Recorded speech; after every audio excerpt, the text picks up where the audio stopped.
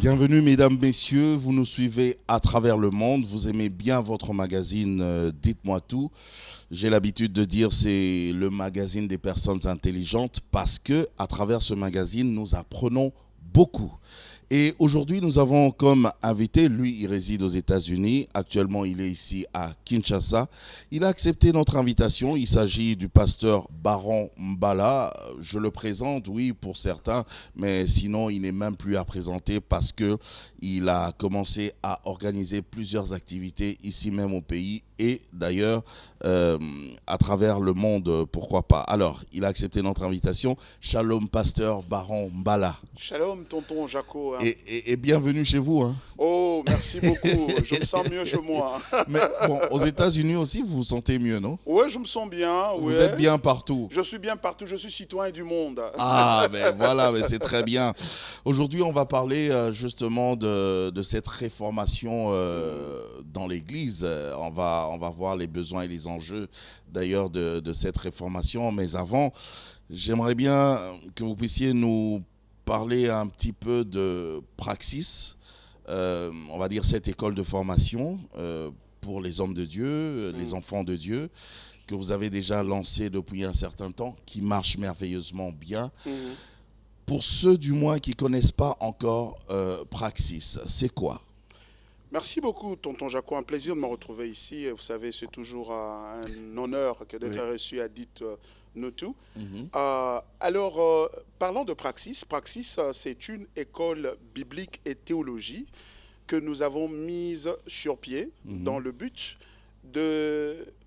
d'appeler l'Église à la réformation. Réformation. C'est-à-dire que pour nous, parce que en fait, Praxis fait partie de notre ministère qui s'appelle Gospel Influence Ministries. Oui. Donc, Praxis, c'est l'un des bras de ce grand ministère-là. Et Praxis a pour but de participer, tant soit peu, à la réformation de l'Église. Parce que nous demeurons convaincus qu'à l'heure qu'il est, l'Église a besoin de la réformation, c'est-à-dire de retourner à l'Évangile dans sa pureté et donc retourner au Seigneur lui-même. Alors, vous savez, beaucoup se plaignent aujourd'hui de ce qu'est devenu l'Église. Les pasteurs, ils se plaignent du comportement des pasteurs, des luttes de leadership, des actes d'immoralité dans certains cas. Même s'il est vrai, nous devons l'affirmer toujours. Il y a toujours un reste, il y a toujours un groupe de ceux-là qui sont restés fidèles à Dieu. Mais il faut avouer que dans la majorité, il y a des dérapages assez considérables. Alors, nous, à Gospel Influence Ministries, nous nous sommes décidés de ne pas continuer à chanter le requiem de l'Église. C'est-à-dire, nous demeurons convaincus que le Seigneur a pris un engagement irrévocable, un engagement que rien ne peut compromettre, c'est celui de bâtir son Église. Il a dit à Pierre, tu es Pierre et sur cette pierre, je bâtirai mon Église. Et donc, en vertu de cet engagement-là, nous trouvons en fait notre encouragement pour dire, il est en train de bâtir son Église et nous allons nous mettre de son côté, plutôt que de se mettre du côté de ceux qui critiquent l'Église et qui fustigent l'Église. Vous savez... Quoi qu'ils ont un petit peu raison, enfin... Oui, dans certains cas, dans la plupart des cas, ils ont raison parce que nos bavures en tant que pasteurs sont maintenant à la place publique. Oui, ça sent mauvais maintenant. C'est plus un secret pour qui que ce soit, donc ce serait malhonnête que de ne pas reconnaître cela. Mais nous avons plutôt adopté une attitude curative. C'est-à-dire, nous posons la question, y a-t-il de ressources dans la parole de Dieu qui peuvent nous aider à corriger tant soit peu cette situation. Et c'est ainsi que nous avons mis sur pied l'école biblique et théologique.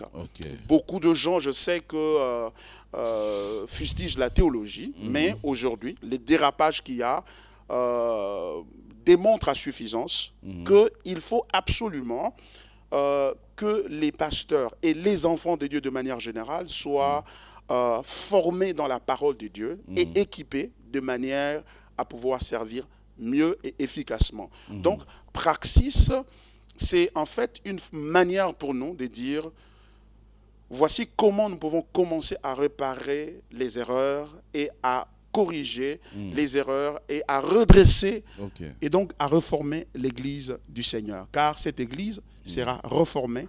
Il est en train de travailler sur l'Église, il va la purifier et il va revenir bientôt pour l'enlever. Permettez-moi d'ouvrir une parenthèse. Vous prie. avez parlé de la théologie. Oui.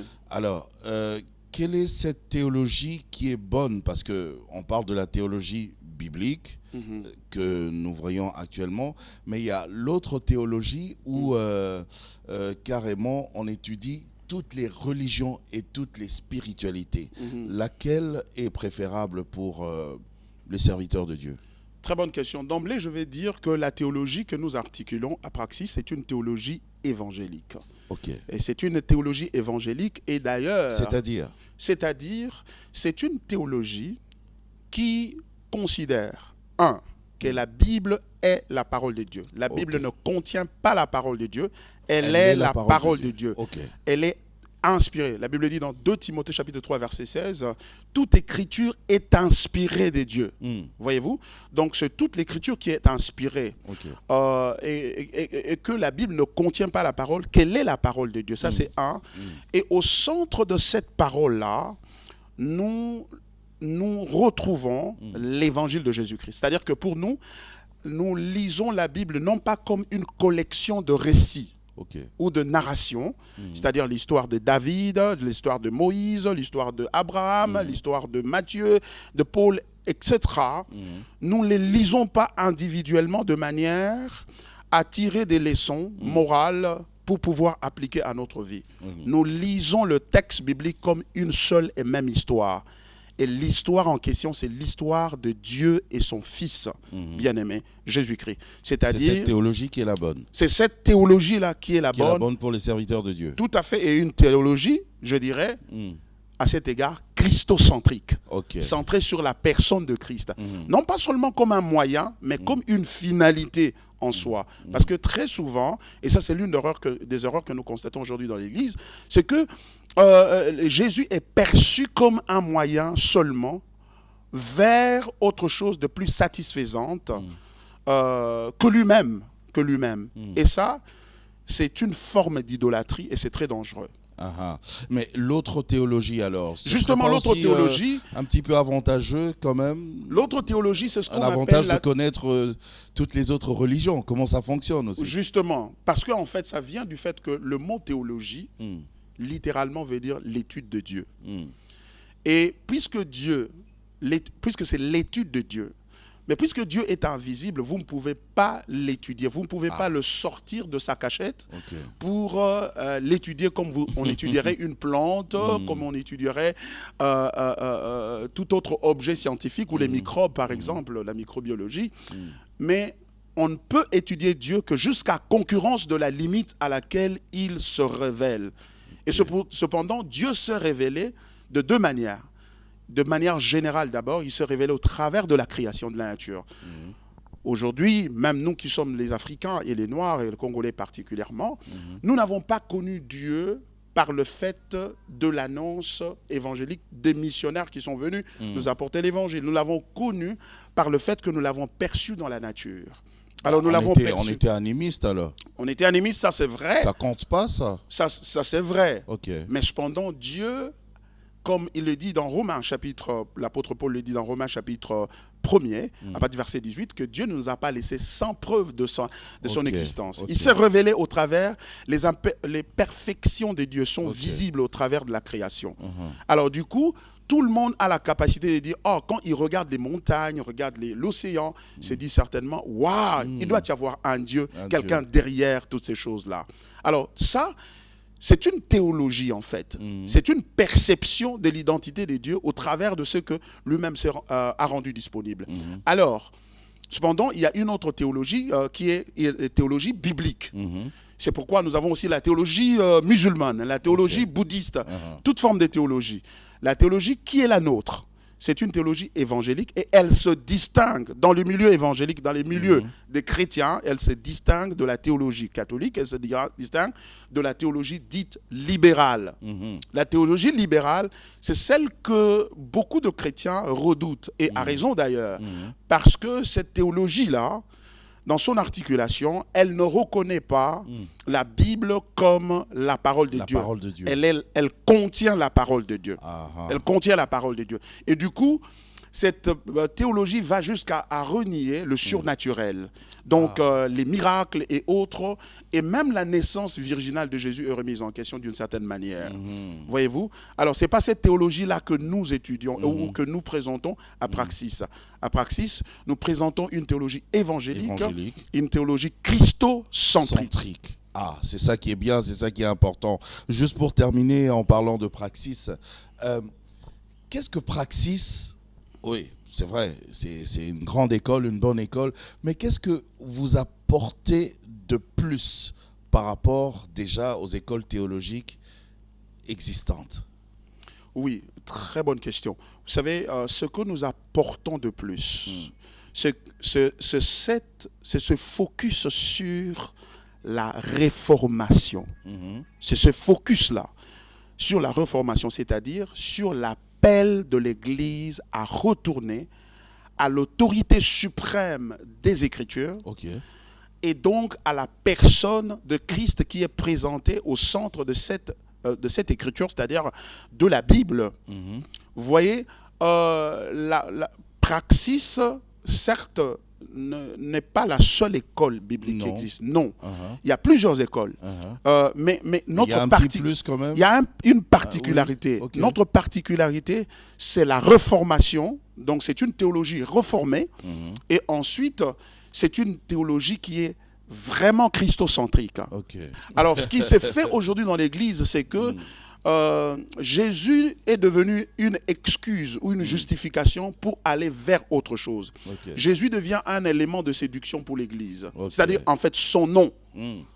Sa personne et son œuvre ne sont plus articulées et ne constituent plus le centre de la prédication, de la vie de l'Église et de la poursuite du christianisme. C'est pourquoi le disciple-là a disparu de l'Église. C'est pour cela, aujourd'hui, quand vous allez vous considérez n'importe quelle église à côté ici, vous allez observer quelque chose. C'est que le jour de l'étude biblique, il n'y a qu'une poignée de gens qui viennent.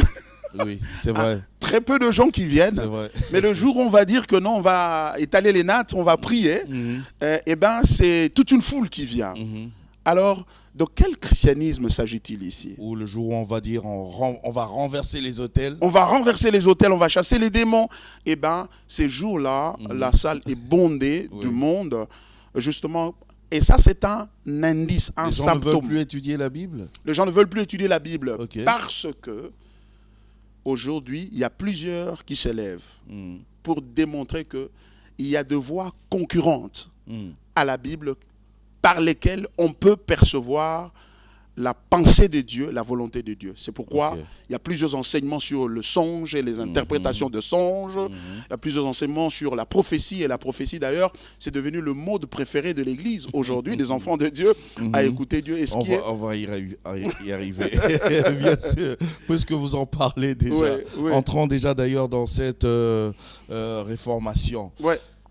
Vous parlez d'une réformation. Donc, il y a eu formation en amont, qui n'a pas été bonne, et puis maintenant vous voulez réformer. Qu'est-ce que vous avez remarqué à votre niveau? Oui, ce que j'ai remarqué, je crois que tout le monde, enfin pas tout le monde peut-être, mais la plupart de gens ici à Kinshasa et au Congo de manière générale vont s'accorder avec moi que nous assistons régulièrement au scandale. Au scandale d'ordre de moralité, d'ordre de leadership et d'ordre même doctrinal dans l'Église. Et que... Non, même de moralité. De moralité. De moralité même que l'on observe aujourd'hui. Les exemples sont légion. Je ne voudrais pas aller dans ces détails-là parce que ce sont des choses qui aujourd'hui nous sautent aux yeux. Nous sautent aux yeux. et point n'est besoin donc d'établir l'existence de ces choses. Il y a des distorsions monumentales des Écritures et donc de la doctrine de la foi chrétienne. Si bien qu'aujourd'hui, malheureusement, nous constatons que de plus en plus, le christianisme ressemble à une espèce en voie de disparition au sein de l'Église même, où on était censé le retrouver là-bas. Okay. En ce que la personne de Christ, qui est le centre de la révélation biblique, car l'Ancien Testament nous promet Christ et le Nouveau Testament nous présente Christ. Okay. Mais malheureusement aujourd'hui... une définition très simple et très claire. Vraiment, voilà. Merci. Alors, aujourd'hui, il vous suffit seulement d'écouter des prédications et des enseignements qui se donnent à l'Église. De manière générale, vous savez, vous pouvez aller sur YouTube et puis écouter toute une litanie de sermons. Très peu d'entre elles sont focalisées sur la personne de Jésus-Christ, pour ne pas dire aucune, quoi. Très peu. Et elles ne nous présentent plus qui est Christ et qu'est-ce qu'il est et qu'est-ce qu'il a réellement fait. Okay. Prenez votre micro, tonton Jaco, baladez-vous dans les rues de Kinshasa. Et si quelqu'un se présente à vous comme un chrétien, posez-lui la question, c'est quoi être chrétien? Et vous allez voir que plusieurs vont balbutier, ils ne seront pas en mesure de vous le dire, et ce n'est pas de leur faute. Je crois que je vais faire ça. Ouais. C'est parce que dans les églises où ils sont amassés, ils n'entendent plus souvent parler de la personne et de l'œuvre de Christ. Ils entendent parler du nom de Jésus. Au nom de Jésus, on chasse des démons. Au nom de Jésus, on fait ceci. Mais pas une exposition de la personne et de l'œuvre de Christ. Et du coup, ce qui en résulte, c'est une fausse chrétienté, un faux christianisme qui est derrière les avoirs de Dieu, au lieu de nous refléter ce que le chrétien devait être, c'est-à-dire l'image de Christ lui-même. La Bible dit, dans Romains chapitre 8, verset 29, « Car tous ceux-là qu'il a connus d'avance, il les a prédestinés à être semblables à l'image de son Fils, afin que son Fils fût le premier-né entre plusieurs frères. » Voyez-vous, donc l'apothéose du christianisme, c'est-à-dire le point focal du christianisme, c'est devenir comme Jésus-Christ. Mais aujourd'hui, ce qu'il y a à l'Église, c'est avoir les biens de Jésus-Christ, ou chercher un certain confort qui s'appellerait la délivrance, ou même qui s'appellerait aller au ciel. Aller au ciel. Au lieu de la personne de Jésus. Et les répercussions se font sentir même dans notre nation. Nous avons près de 90%, on pourrait même le dire, des chrétiens ici à Kinshasa, par exemple au Congo de manière générale. Mais regardez le piteux état dans lequel se trouve notre nation aujourd'hui, le Congo. Le piteux état dans lequel il se trouve à cause notamment de la corruption. Vous parlez de l'Église, hein, pasteur Baron? Je parle de l'Église et je parle de l'influence de l'Église dans la société. Il a dit, vous êtes la lumière du monde. Nous sommes censés être la lumière du monde, c'est-à-dire au lieu de travail, à l'école, dans la famille, partout où nous nous trouvons, nous reflétons l'image de la personne de Christ. Imaginez si Jésus pouvait être multiplié par 80 millions d'habitants que nous avons au Congo, eh bien nous aurons un pays prospère. Oui, mais qu'est-ce que vous reprochez justement à cette parole qui est prêchée? Parler des miracles, des délivrances et tout ça, de la prospérité, est-ce mauvais? Ce que je reproche à l'Église aujourd'hui, je voudrais... Parce que vous insistez sur la présentation du Christ. Oui. Mais parler de tout ça, ce que j'ai évoqué, est-ce que ce n'est pas d'une certaine manière présenter aussi Christ? Oui, ce n'est pas présenter Christ. Parler de la prospérité, ce sont des articulations qui sont prévalentes aujourd'hui. Vous avez la prospérité, vous avez la délivrance, et aujourd'hui, il y a ce qu'on appelle le développement personnel, ou qui est une sorte de moralisation purement. Le coaching dans l'Église, alors que ce n'est pas ce que Christ nous a demandé de faire. Il a dit, allez et faites de toutes les nations des disciples. C'est-à-dire de ceux qui apprennent à devenir comme Jésus. Celui qui croit, qui pense être debout, prenne garde de tomber. C'est pourquoi nous ne venons pas avec un évangile de condamnation pour condamner l'Église et pour dire que tout le monde est dans l'erreur, nous sommes dans le vrai. Non.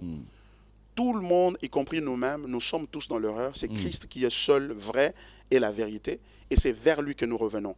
Et remarquez que quand ils tordent l'évangile, l'apôtre Paul leur dit, je m'étonne de ce que vous vous détourniez si promptement de celui qui vous a appelé. C'est la distorsion, la déformation de l'évangile nous conduit à nous éloigner de la personne qui nous a appelés, à savoir Dieu le Père, par Jésus-Christ. Par Jésus-Christ. Alors, aujourd'hui, tonton Jaco, nous avons l'évangile, ce qu'on appelle par exemple l'évangile de la prospérité. Évangile de la prospérité. J'ai dit d'emblée que la prospérité n'est pas mauvaise. N'est pas mauvaise. Dieu a béni les gens et continue à les bénir jusqu'à ce jour. Mais le problème avec cet évangile dit de la prospérité, c'est d'ailleurs une importation des États-Unis d'ailleurs. Non, c'est un évangile qui a vu le jour aux États-Unis et qui est prêché par plusieurs aux États-Unis. Et c'est cet évangile-là qui nous est venu en Afrique, qui consiste à dire qu'un enfant de Dieu ne peut pas être pauvre. Un chrétien doit être riche. Oui, non. Et la raison étant, parce que Christ s'est fait pauvre, alors nous devons tous être riches. Et non seulement riches, mais en bonne santé également. Voilà. Donc c'est cet évangile-là de la prospérité et de la santé. Ça s'appelle aussi l'évangile de la parole de la foi. Pourquoi? Parce que cet évangile-là est sous-tendu par la croyance selon laquelle l'homme est Dieu. Il est Dieu parce que Dieu l'a créé comme un petit Dieu pour qu'il le représente sur la terre. Et de ce fait, il a aussi la parole créatrice. Comme Dieu l'a. Il peut amener à l'existence de choses qui n'existent point, comme il peut appeler à l'existence des choses qui n'existent point. N'est-ce pas vrai ça aussi? Ça, ce n'est pas vrai. Ça, ce n'est pas vrai. Pourquoi? Parce que on voit dans la parole de Dieu cette prérogative-là, ou cet attribut de Dieu, de la création, n'est réservé qu'à Dieu seul. L'homme n'a rien amené à l'existence et n'amènera jamais rien à l'existence. Et c'est pour cela que ces amis-là, partant de cette hypothèse-là, ou cette affirmation, et ils vont à dire que quand Christ est mort sur la croix, il a porté il est devenu pauvre pour que nous soyons riches. Et du coup, quand vous acceptez Jésus-Christ, vous devenez riche. Et si vous ne devenez pas riche, c'est parce que vous n'avez pas assez de foi. Vous n'avez pas assez de foi. Vous n'avez pas assez de foi. C'est ça l'argumentation. Et nous disons bien que... Et là, ils ont présenté Christ quand même, hein, d'une certaine manière. Oui, c'est que il y a une demi-mesure, il y a une demi-vérité dedans. On parle de Jésus. On dit qu'il s'est fait pauvre pour que nous soyons riches. Mais en réalité, partiellement, cela est vrai. Partiellement est vrai. Mais le problème, c'est quoi? Le problème, c'est le timing de l'effectivité de cet accomplissement-là de la prospérité en Jésus-Christ. Le timing, c'est que la Bible nous montre que lorsque nous le verrons, lorsqu'il reviendra, il va nous enlever. Les morts en Christ vont ressusciter premièrement. Et nous qui sommes restés vivants, nous irons ensemble avec eux et nous allons rencontrer le Seigneur dans les airs. Et là, lorsque nous le verrons, nous serons comme lui. Et ainsi, nous ne manquerons plus de rien. Il n'y aura plus de souffrance, il n'y aura plus de pleurs, il n'y aura plus rien. La santé sera parfaite parce que nous ne serons plus dans ce corps ici. Alors, les amis qui enseignent cet évangile-là, ils font ce qu'on appelle une eschatologie surréalisée. Ok. C'est une impatience eschatologique. C'est quelque chose qui doit arriver lorsque Christ viendra et nous serons plus pauvres, nous serons tous en bonne santé. Eux veulent amener ça maintenant et nous dire que c'est maintenant que vous devez être riche en tout et pour tout. Est-ce que c'est pas un peu normal aussi, quand même, que je sois en bonne santé, que je sois riche, quand même, étant sur Terre? Tout à fait, c'est normal. C'est normal. Mais le problème, c'est lequel? Le problème, c'est que dès quand, à cause de la chute de l'homme, la nature dans laquelle, ou la création tout entière a été perturbée. La Bible dit, dans Romains chapitre 8, la Bible dit que la création tout entière soupire après la révélation du Fils de Dieu. Ça veut dire quoi? Ça veut dire que la création autour de nous est aussi dans un état de détresse à cause de la chute de l'homme. Le péché est entré dans le monde. Vous voyez, le chat et le chat ne s'entendent plus, le chat et la souris ne s'entendent plus, et le serpent veut nous mordre, le loup et l'agneau, le moustique veut nous infliger la malaria. Quand le Rédempteur vient, le Rédempteur a inscrit son action dans la durée, dans le temps. Ça veut dire que lors de la première venue de Jésus, il vient pour régler le problème du péché. Et quand il a réglé le problème du péché, il a payé et il a restauré les équilibres. Et il a vaincu Satan et ses démons. Il a vaincu toutes ces choses. Mais maintenant, il a fixé un temps dans le futur où il va tout restaurer. Non seulement la création autour de nous, et même nous, ses bien-aimés, il va nous restaurer de manière à ce que nous vivions dans la plénitude, que nous vivions dans l'opulence, dans la bénédiction qu'il nous a promise. Voyez-vous? Alors, les amis de la prospérité, ou les amis qui enseignent la prospérité, tordent l'évangile en prenant ce qui est futur, ils veulent l'amener maintenant. Il y a quelqu'un qui m'a dit carrément que cet évangile de la prospérité était démoniaque. Ce n'est même pas démoniaque, c'est en fait de l'arnaque. Carrément. C'est de l'arnaque, c'est une œuvre des Vous hommes. êtes trop dur aujourd'hui, pasteur Mais justement Baron. parce que c'est à ce prix-là que nous allons reformer l'Église. Tonton Jacob, parce que plusieurs ne réalisent pas le malheur dans lequel nous nous trouvons, la détresse dans laquelle nous nous trouvons et les dégâts que cette sorte d'évangile-là a causé dans l'Église et même dans le pays. Ça fait 25 ans que nous sommes en train d'enseigner sur la prospérité. Où est-elle, cette prospérité-là? Ben, y en a qui Elle sont n'a fait prospères. qu'enrichir certains et non pas tout le monde. Pourquoi? Parce que c'est un évangile qui nous apprend à aimer Dieu, non pas pour ce qu'il est, mais pour ce qu'il a. Et qui nous présente Jésus comme un moyen pour aller d'avoir ce que nous voulons. Avoir ce que nous voulons. Cet évangile-là de la prospérité. Okay. Et ou dans tout ce que je peux être. Donc, si je comprends bien, on doit éviter ou carrément arrêter l'évangile de la prospérité, l'évangile des prophéties et l'évangile de la délivrance.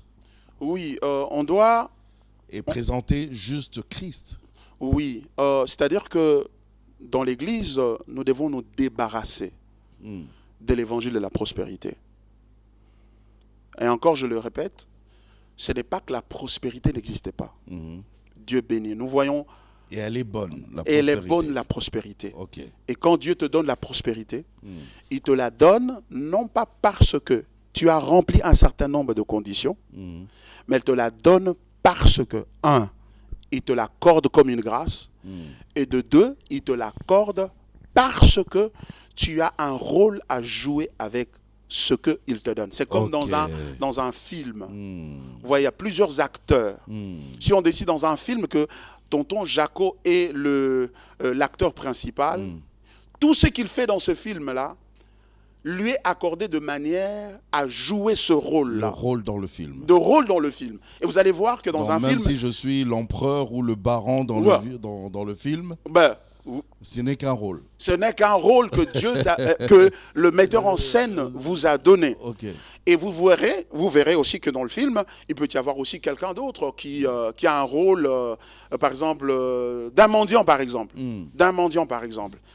Et dans ce film-là, on va s'assurer qu'on lui a privé de tout ce que il doit avoir pour qu'il ressemble de plus en plus à un mendiant et jouer le rôle qu'il doit jouer. Correctement son rôle. Oui. Il en est de même. Ok. Dans la vie, Dieu donne, il fait grâce à qui il veut et il nous donne les biens, non pas parce que nous sommes meilleurs que les autres ou nous avons rempli des conditions que les autres n'ont pas pu remplir, car tout est grâce, mais parce que nous avons un appel qu'il a placé sur nous pour lequel nous avons besoin de ces biens-là. Ok. C'est pourquoi la Bible dit, dans le livre de Jacques, lorsque quelqu'un vient à l'église, si vous voyez quelqu'un qui est bien, qui apparaît nanti, qui apparaît riche, ne lui donnez pas une place d'honneur. Et quand vous voyez un pauvre, vous lui dites, vous asseyez-vous là-bas. Ne traitez pas les gens sur base de leurs avoirs, ou même de leurs apparences, de leurs avoirs. Ne les traitez pas sur quoi. Pourquoi? Parce que Christ est mort autant pour le riche et que pour le pauvre. Amen. Et que le pauvre est pauvre non pas parce que Dieu n'est pas bon, mais parce que Dieu le veut ainsi pour le moment, pour pouvoir accomplir sa volonté. Il n'y a pas de vertu dans la pauvreté comme pauvreté. La pauvreté ne nous qualifie pas pour entrer au ciel. Okay. C'est seule l'œuvre de Christ qui nous qualifie. Okay. Mais il n'y a pas que la prospérité, il y a aussi l'évangile de la délivrance que nous avons aujourd'hui dans l'Église. La délivrance est biblique. La délivrance est une réalité spirituelle. Le combat spirituel est vrai et réel. Okay. Et qu'il est même biblique. Il y a plusieurs textes bibliques qui en parlent. Mais le problème que nous avons dans l'Église aujourd'hui, c'est l'articulation de ce message-là qui est tordu et qui cause des dégâts dans l'Église de Dieu. Okay. Il y a besoin de recentrer ce message-là. Et c'est ce que nous faisons à Praxis. À Praxis, c'est ce que nous faisons. Nous retournons aux Écritures pour voir comment nous pouvons articuler l'Évangile selon la volonté de Dieu. Je prends un exemple. Ajuster les choses, oui. Oui, je prends un exemple. La Bible dit ceci. Lorsque quelqu'un est en Christ, il est une nouvelle créature. Les choses anciennes sont passées et voici, toutes choses sont devenues nouvelles. Okay. C'est 2 Corinthiens chapitre 5, verset 17. Pour la vision biblique du chrétien est que lorsque le chrétien naît de nouveau, il ne subit pas une amélioration, mais il subit une génération, c'est-à-dire une naissance, de telle sorte que après cette naissance, il y a deux natures en lui. Il y a la nature pécheresse ou la chair qu'il a héritée et que nous avons tous hérité d'Adam et Ève, nos premiers parents. Et il y a la nature nouvelle qui est en Christ. Et quand vous lisez les épîtres de Paul, vous voyez, Paul distinguait ces deux natures très clairement. Il dit dans Galates chapitre 5, verset 16, « Marchez selon l'esprit et vous n'accomplirez pas les désirs de la chair. Okay. » Dans Colossiens, il est en train de dire, « Dépouillez-vous du vieil homme, revêtez l'homme nouveau. Okay. » C'est-à-dire il y a deux natures, une seule personne, mais qui a deux natures en lui, c'est-à-dire le chrétien. Les liens démoniaques, les malédictions de famille, les envoûtements, et tout ça, ça existe. Voilà. Les démons existent, mais ils sont dans la chair de l'homme. Okay. De telle sorte que le chrétien né de nouveau ne peut pas être possédé par un démon. Il peut être opprimé ou il peut être oppressé de l'extérieur par des démons. Et sa chair qui est en lui peut avoir des liens suite aux habitudes et aux malédictions, aux habitudes qu'on a développées lorsqu'on était encore dans le monde. Il y en a qui fumaient, il y en a qui se prostituaient, il y en a qui mentaient, il y en a qui faisaient ceci. Ces liens, ces œuvres se trouvent dans la chair du croyant. Mais il a une autre nature en lui qui est la nouvelle nature. C'est par cette nouvelle nature qu'il adore Dieu, c'est par cette nouvelle nature qu'il connaît le Seigneur. Le chrétien n'est pas censé être délivré par le mécanisme qui consiste à couper les liens sataniques, couper les malédictions et couper aussi des réclamations. Il y a même un nouveau concept aujourd'hui. Renverser des autels. Pourquoi? Parce que ces choses sont liées à la chair et la chair, la Bible nous parle de la chair disant que la chair doit être crucifiée. Quelqu'un va vous regarder, Pasteur Baron, il va dire, mais Ce pasteur Baron, il vit dans quel monde? Il vit dans quelle réalité? Voilà. Les choses que vous évoquez là, que vous condamnez, Ouais. mais ce sont les choses que nous vivons. Justement, justement. Le problème, Les hôtels qui ont été érigés, les liens de famille, les liens de nom, les liens de sang et tout ça.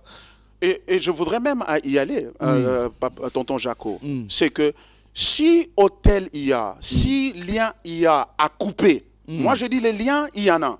Les hôtels, il y en a eu. Les malédictions, il y en a eu. Mais on ne traite pas avec la malédiction par une prière. Ok. On traite avec la malédiction par la crucifixion en ce qui a eu lieu lorsque Christ a été pendu au bois. La Bible dit, c'est l'apôtre Paul qui parle de Galates chapitre 5, ceux qui sont à Jésus-Christ ont crucifié la chair avec ses désirs. Ils l'ont crucifié. Et ils l'ont crucifié de quelle manière? Il le dit. Il est dit, marchez selon l'esprit, vous n'accomplirez pas les désirs les de la désirs chair. de la chair. De la chair. Ah. C'est-à-dire qu'on ne coupe pas ces choses-là par des prières régulières. Pourquoi, tonton Jaco? Parce que, d'abord, ces choses-là sont dans la chair. Ok. Et Jésus ne nous demande pas de délivrer la chair. La chair n'est pas délivrable. La chair est crucifiable. Ok. Elle a été crucifiée et c'est le traitement que nous devons infliger à la chair.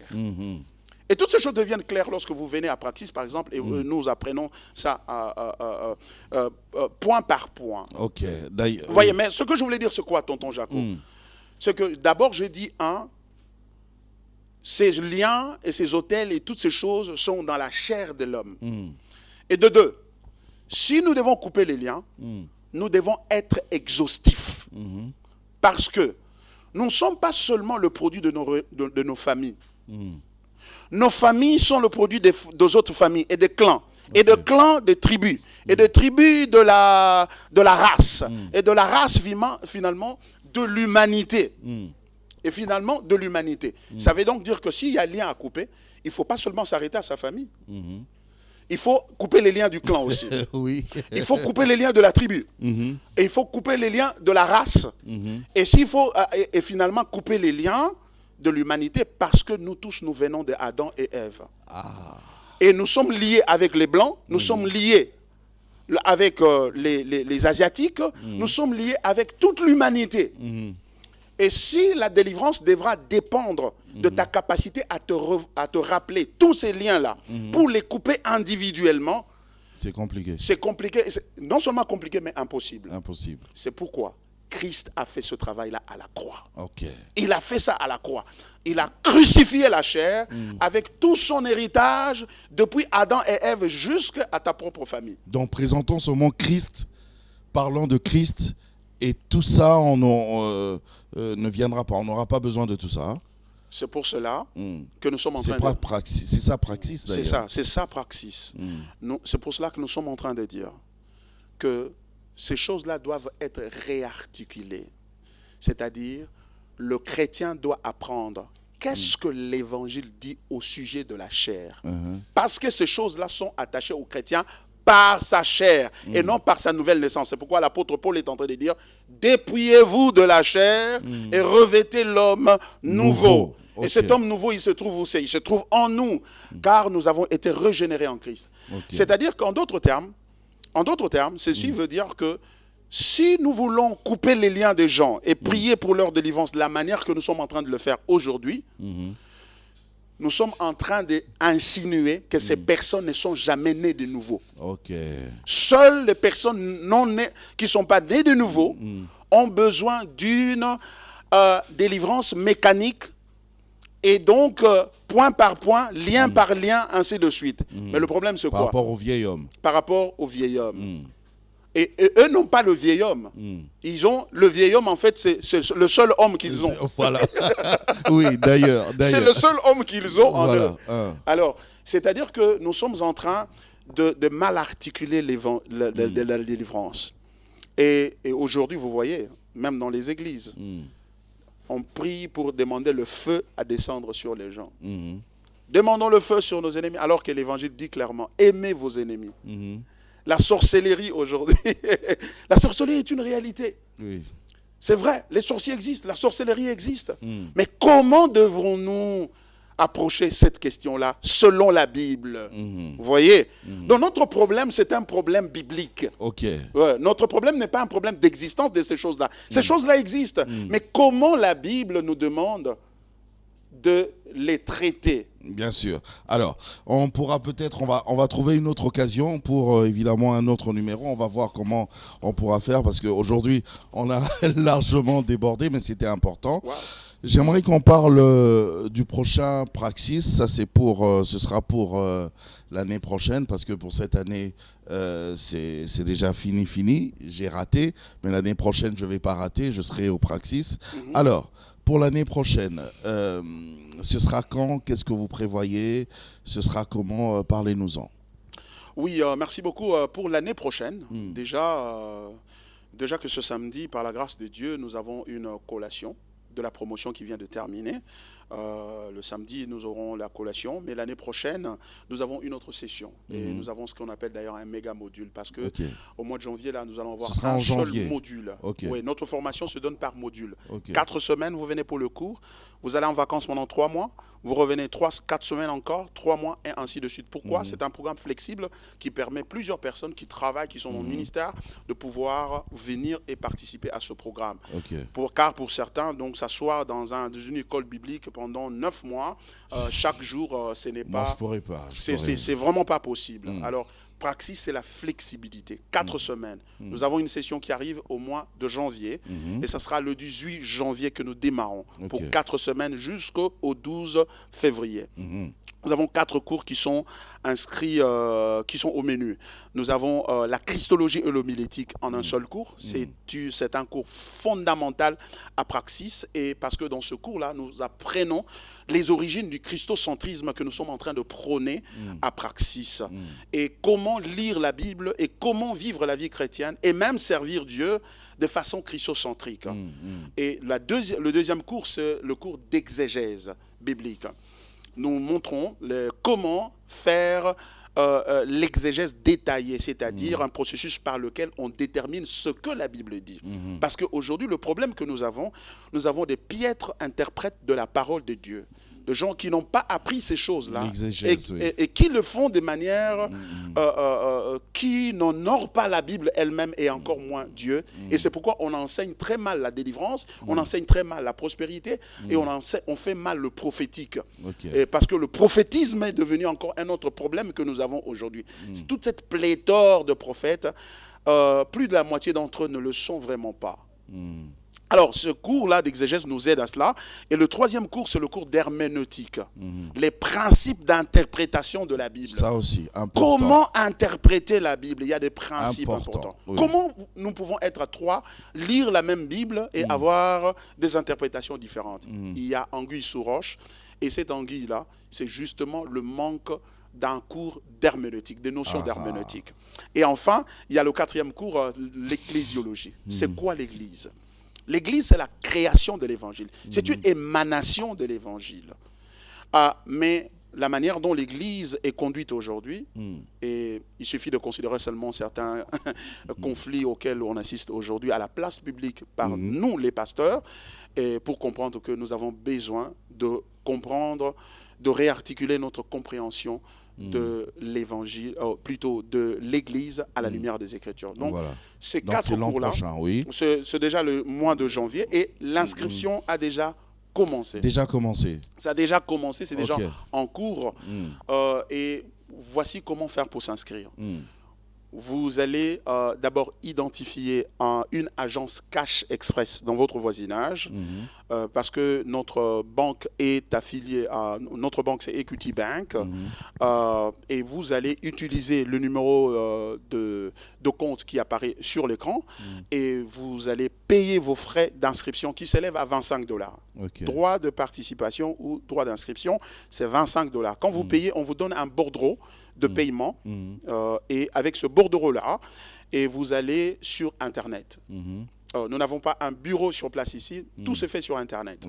Alors vous allez sur Internet, sur www.gospelinfluence.org et là-bas, vous allez remplir un formulaire.